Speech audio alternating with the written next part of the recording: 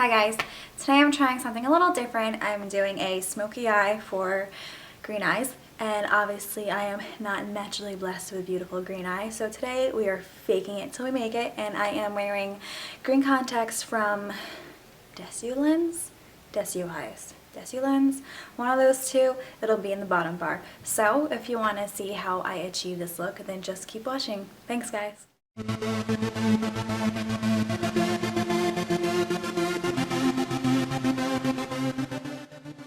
So as I said, I am wearing Desio Lens green contacts today. All the information will be in the bottom bar about them. The first color we're going to go in with is Makeup Geek Peach Smoothie. And we're just going to take a big fluffy brush and brush this back and forth in the crease and above. This really doesn't have to be very neat. This is just a transition color to help blend all the colors later on, which is going to be very important for this smoky eye. So the next color we're going to go in is, again, Makeup Geek Creme Brulee. This is a very similar color to Peach Smoothie, but it's just another blending color. We're just going to put it a little bit lower than the Peach Smoothie. Again, smoky eyes, blending is all about layering, so that's what we're doing right now. The next thing we're going to go in with is a NYX Jumbo Eye Pencil in Milk. This is basically just a white crayon base for your eyes. I put this down because I have veins in my eyes and everything, and I want the color I want to put on next to really show up true to color. So this is just a white crayon. You draw on your eyes literally and just blend it out. It doesn't have to be very neat because we're going to be going over on top. It is just a base, and it'll make our eyeshadows last all day long. So then the next color we're going in is from the Lorac Unzipped palette. I love this palette. We're going to take this Unbridled matte shadow. It's like a plummy reddish brown. It's gorgeous, and this is the color that really is going to make the green eyes pop. So we're just going to take a flat shader brush and just pack this all over the lid up until the crease. Don't take it any higher than the crease. Again, just try and pack it on and get it as pigmented as possible. As you can see there, the color is just gorgeous. So just go over it as much as you want. The base is really going to help here. Try and get it very pigmented. So don't worry about it being too messy around the edges. We are going to go in and blend it out later. So just get that color on there and we are going to move on. The next color we're going in with is Unconditional, again from the Lorac Unzipped palette. This is more of a mauvey, plumish, purpley color. It's a matte color, so we're just going to take a fluffy blending brush and just putting that in the crease and going back and forth. As you can see, it's nice and blended now. You can see the difference between the two eyes. So, I mean, take your time with this. Just go back and forth as much as need be. And you don't want any harsh lines. You want a smooth transition. So, this is really important that you take your time with this. Don't try and rush through this.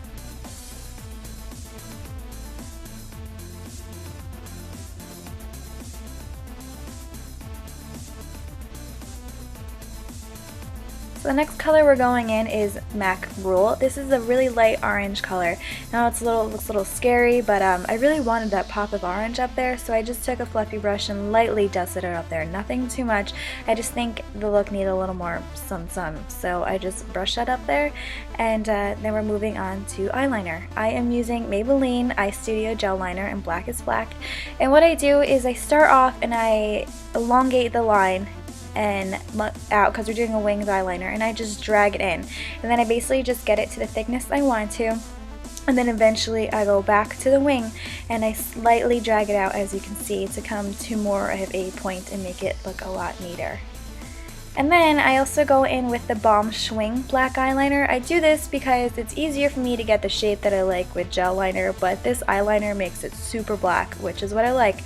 So I go in with this afterwards and kind of clean it up and make it really super black. And again, I'm just going to coat my lashes with L'Oreal Voluminous Mascara. It's just basically to make your lashes black because we are going in with false lashes later. Now to the face, I am going to prime my face, and this is the L'Oreal Youth Code Pore Vanisher, and this is really going to help minimize the look of your pores. They're not going to completely disappear, but it's definitely going to help. So I like to focus this a lot in the T-zone area because that is where most of us have our pores.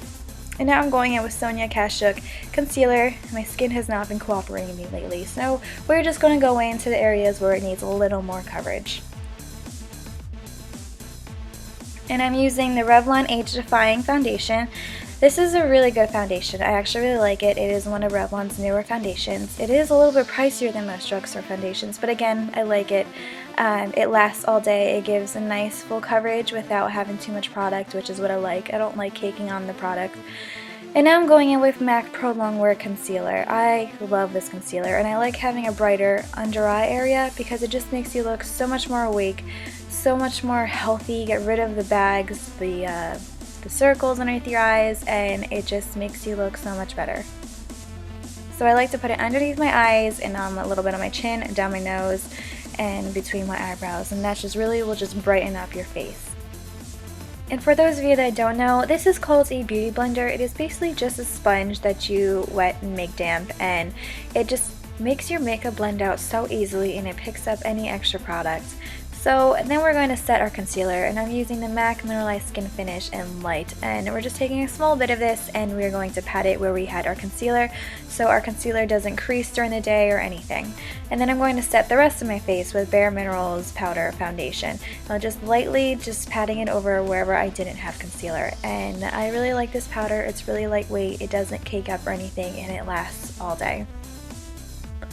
So now we're going back to the eyes, and I am taking the Maybelline gel liner again, and I am lining my waterline. Now I think this makes a huge difference with this smoky eye because it just makes it like 10 times more intense when you line the waterline. So I am just lining that all the way from the outer corner to the inner corner. And now I am taking any black eyeliner and I am tight lining, and this is going to really make sure that your eyelashes look really full. And if you can't tell, I put on false lashes. They are Ardell number 116s. And then we're moving on to smoking out the bottom lash line. This is MAC Rule again, so I'm just going to dust this pretty down far below, as you can see. I'm just going to dust it back and forth so there's no harsh lines. And then I'm going back in with that Unconditional color from the Lorac Unzipped palette again, and I'm going to push that further, a lot closer to the lash line, so it kind of has that two-tone effect. Again, everything is about layering, and that's really what's going to help you with smoky eyes.